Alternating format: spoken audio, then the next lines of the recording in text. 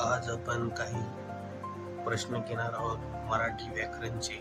सर्वात पहिला प्रश्न आहे, पंचमीची विभक्ती प्रत्यय कोणते?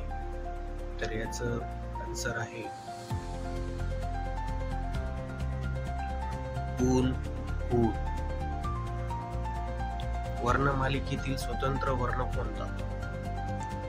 तर हा आहे ह तर नाही येणार आणि अ पण नाही, तर याचा आन्सर आहे ळ। समास ओळखा।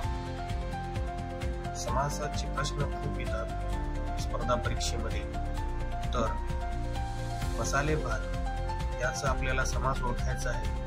तर बहुव्रीही तर नाही, दोघी पण नाही, तर याचा आन्सर येणार आहे मध्यम पद लोपी तत्पुरुष।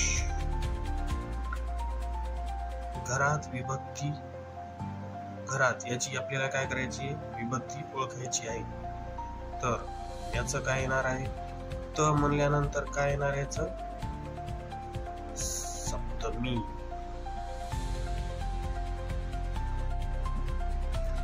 नामाचा प्रकार ओळखा।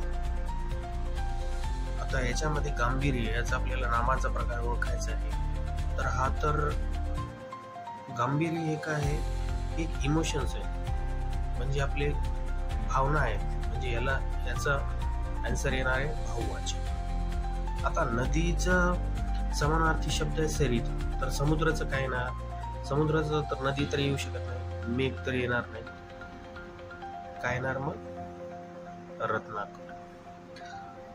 ह वर्ण कोणते व्यंजन आहे?